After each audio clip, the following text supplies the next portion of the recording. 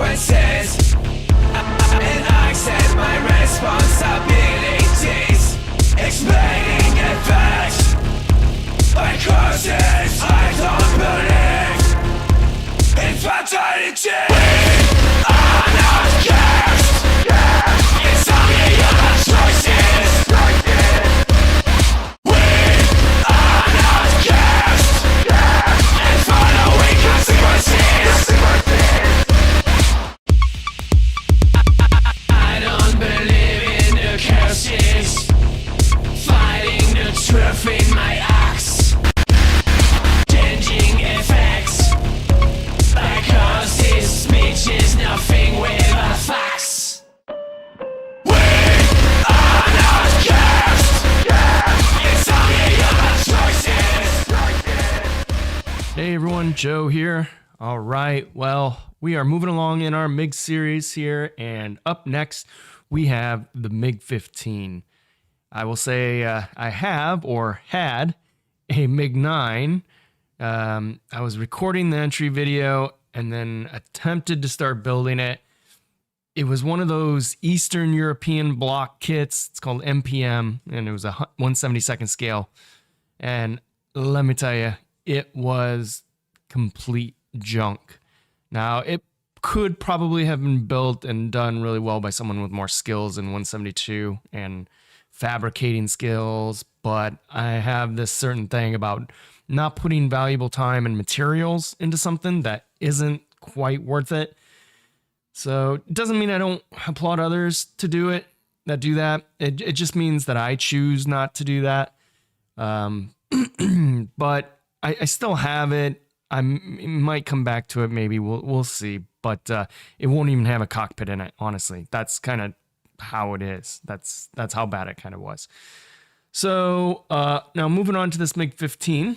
This is the 1/48 scale Bronco kit, and I've heard and seen mixed reviews about it. It's not without its challenges, but it certainly should be a whole lot better than that trumpeter Mig-15 that Ben and I built a year or so ago.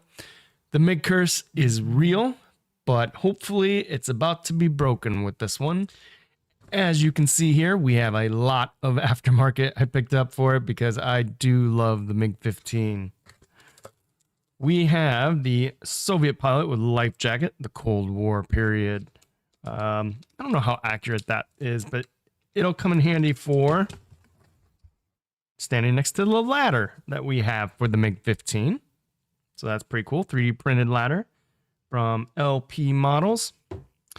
Saw these on Sprue Brothers and I thought I'd give them a try. They're not necessary. It's just one of those things like, yeah, let me try it. These are little foam plugs for the wheel wells that you can plug in. Usually put in like toilet paper, something, tissue, sponge, and that's what these are essentially, but it's made specifically for the kit. So I thought, you know, for the price point, why not give that a shot? And again, if anyone's curious, this is O-Mask, I guess, or just mask. Yeah, O-Mask. So then we have a 1/48 scale, obviously, mask for the canopy. Always have one of those for me. We have some gun barrels, metal gun barrels.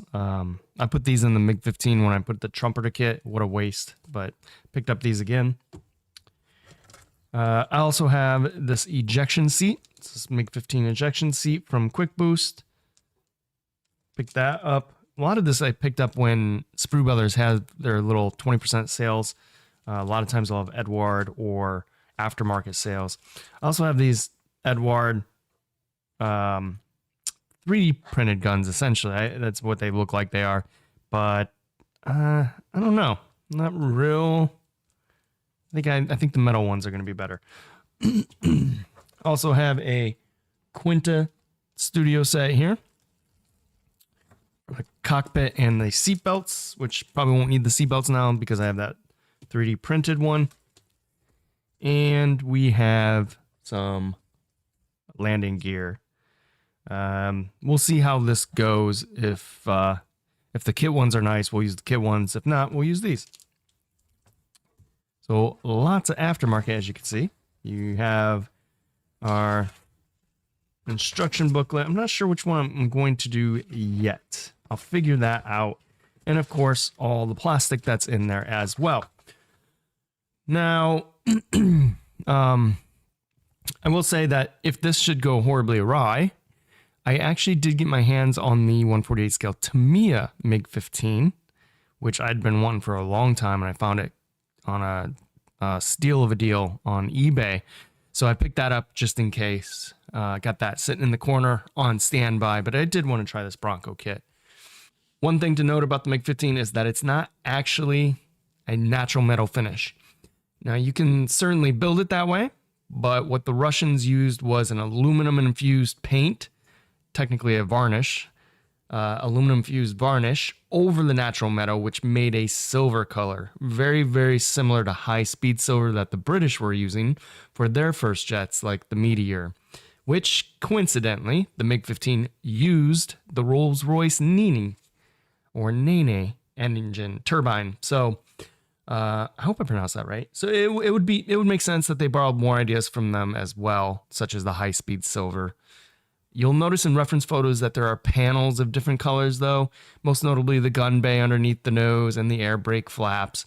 More than likely, those were always being replaced and worked on and used, so the silver paint probably wore off to some bare metal underneath that, or they had to replace it with some different metal, etc. So that's going to show the different panel colors, and I'm going to try and replicate some of that as well.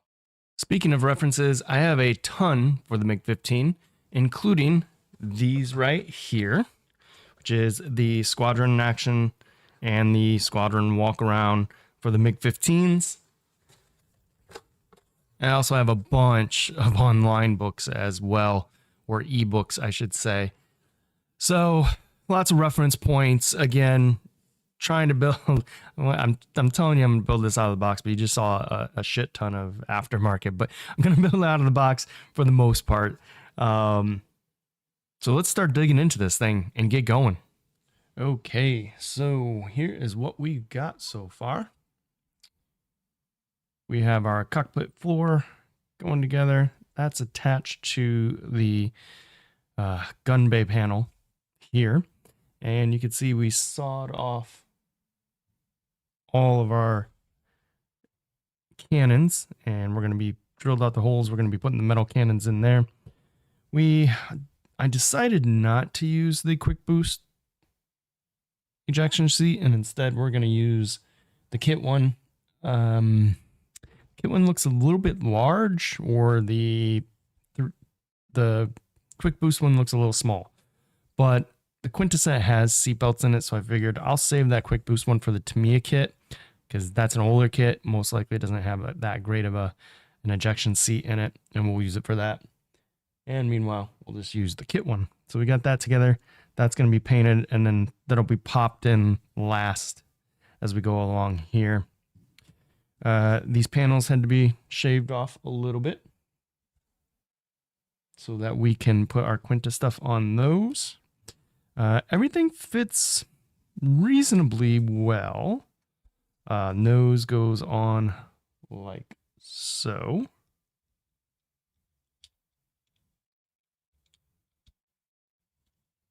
Somewhat like so. You got to get it lined up. Hard to do it on camera, of course. Oh, there we go. That's why. So that goes on like so. The sides go in like here, like that. And that's a little bit of a resistance. They kind of want to pop out. So that's going to have to be glued and held into place pretty good. And then this fit into the cockpit pieces pretty well. I put it together. Slides all in. Fits better than what I saw some of the people in the videos that did this were saying. So, you know, sometimes one kit's worse than the other. Sometimes they get warped, etc. So you never know. Then we have our exhaust pipe and turbine that'll be put in like so. I want to clean up these seam lines, and then we're going to get everything into primer and then start painting. And for paint, we're going to use this Mysticolor grayish blue. Now, Ben and I had this conversation. This is technically, the cockpit color should be A19. That's a Russian gray. But the AK real color is A19. Just isn't. This has this little bit of a blue tint to it. And mainly the reason why I got this is because the Quinta studio set, they tend to put a little too much blue whenever they do their early Migs. This should be more gray. So this bluish gray should match a little bit better, and it's not going to be too far off from the A19 as well. You can also use dark ghost gray if you wanted to. That's not a bad color for the early Migs. And it wasn't until the Mig-21, I believe. I have to check the 19, but it wasn't until the Mig-21 that they used that turquoise teal color.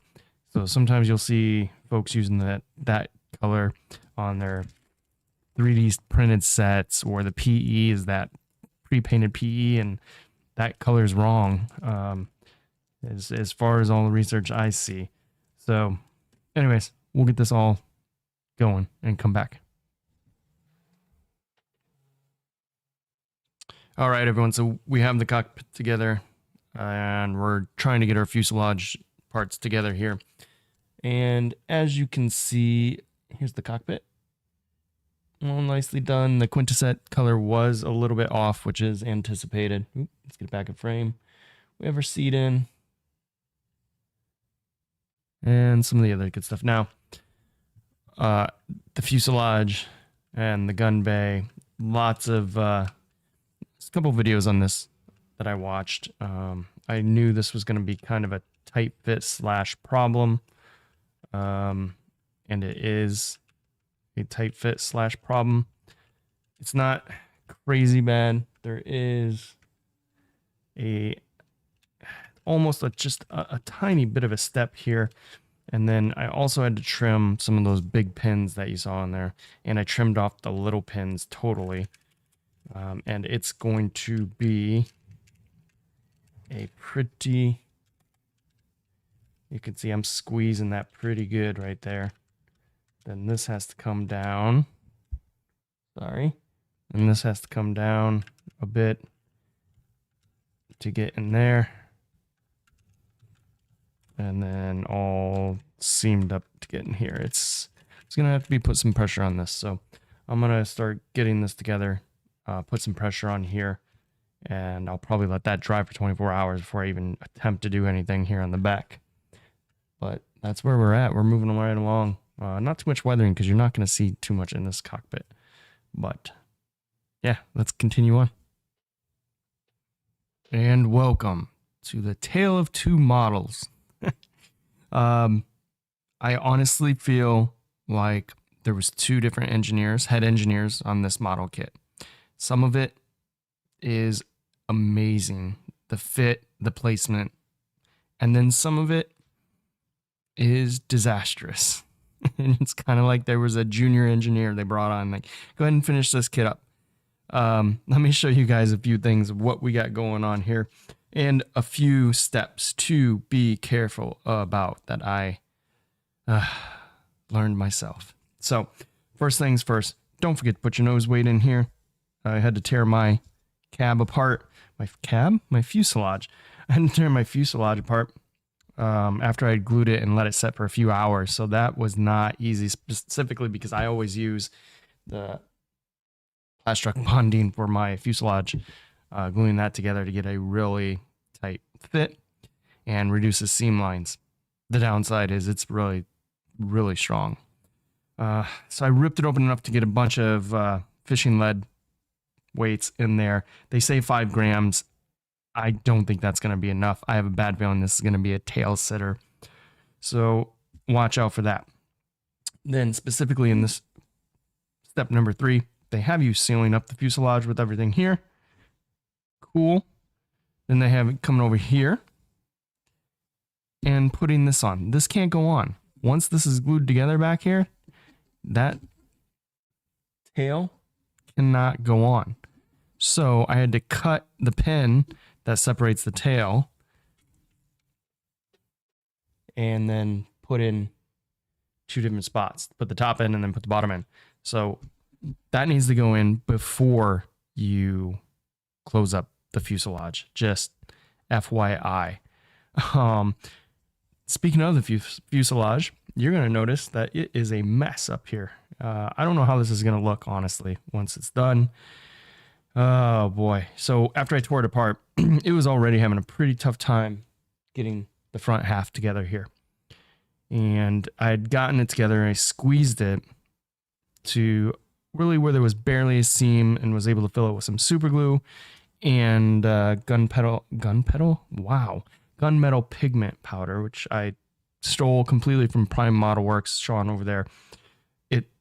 It's a lifesaver because it actually makes it easier to sand, believe it or not. And so I had that all done, and then I was like, you know what? I better put this front nose cone on. And I did, and it was the fuselage was too skinny for the nose cone. And I'm like, you gotta be kidding me. So this thing actually, even though I clamped this thing shut to force it all together, there was probably not supposed to be. So I let it pop back open. Now there was a major gap in there. I'm talking about a millimeter or 2. There's still a step right here. I'm doing the best I can. My best ability is availability, which doesn't really work in modeling, but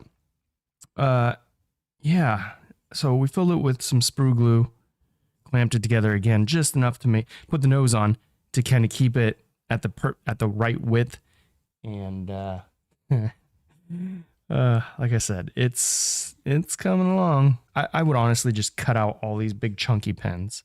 I would just fit this together without any guidance pins. I don't know. Anyways, it's not as bad as the trumpeter one. And like I said, there's some spots in it where you're like, wow, this is really great. These wings popped right into place. Hardly any seam line, really. Just had to do a little trimming on the tabs. They got a little bit, but that's normal for the flaps. Same back here with the ailerons, and the bottom seam, perfect. All the way up to the gun bay port. Still some stuff here at the gun bay port. Again, this always seems to be an issue. If you're making a Mig-15, don't have a separate gun bay slab right here. It doesn't work. Trumpeter did it, doesn't work. Bronco's done it, it doesn't work. It doesn't line up.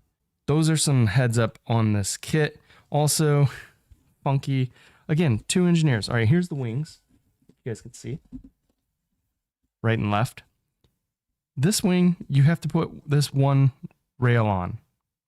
This wing you don't. That's molded in. Why?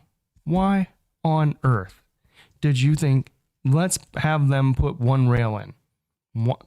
But it's already molded. Just mold this one. It's molded over here. I don't know. I don't get it. We'll keep working on it and come back. One eternity later. Okay, everyone. So we are done. We are finished. And, it looks like a Mig-15. So, I'm happy with the way it came out after everything that had to be worked on with this one. And some things were left out. I didn't use some of the aftermarket parts. I didn't use the ladder. I didn't use the pilot because this was the only markings where the Chinese pilot was actually named. And this is the markings that I used on this one. So the pilot that I had didn't really lend itself to being a Chinese pilot. Just the gear that they had on isn't the same. So I left that out as well and didn't dirty it up as much. What turned out was the panel lines on this are so faint. They're recessed, but they're really faint. So the panel washes really wouldn't stick in. I tried it a few different times and they just wouldn't stick. So did what we could, highlighted some and things like that. Had a few other issues along the way. Other than that, though, heads and shoulders above the trumpeter kit for sure. If you happen to be able to pick this one up on the cheap, I would say grab it, but just know that it is literally, like I mentioned before, a tale of two kits. Some good, some bad. I had issues with the landing gear towards the end as well. I don't know what happened, but one of the landing gear is catawampy and it's almost like it melted. It was real weird, but anyways, doesn't matter. This looks pretty good for the part. Curse of the MiG still lives on, I'm afraid, but we're going to keep going and getting through it. Our next build up is going to be the Mig-17, which looks very similar to the Mig-15. Again, I mentioned it before at the beginning of the series. This happens with a lot of Russian aircraft and tanks. You're going to see similar things throughout, but the Mig-17 is going to look just like the 15. We do have the ammo kit, which is molded by Kinetic for that build, so that should be super exciting. I still have the Tamiya Mig-15 in the stash. I may have to try that and attempt that off camera one day. I saw Ace of Spades built it and did a phenomenal job, of course, on that. So this maybe that'll be an attempt in the future. Progressively getting better on the Mig-15s. But anyways, other than that, this is a very long video. Appreciate anyone that's stuck around and actually watched the whole thing. If not, you just came to check out the pictures. That's cool too. And until next time, everyone, I hope you're doing well. I hope you're staying safe. Take care.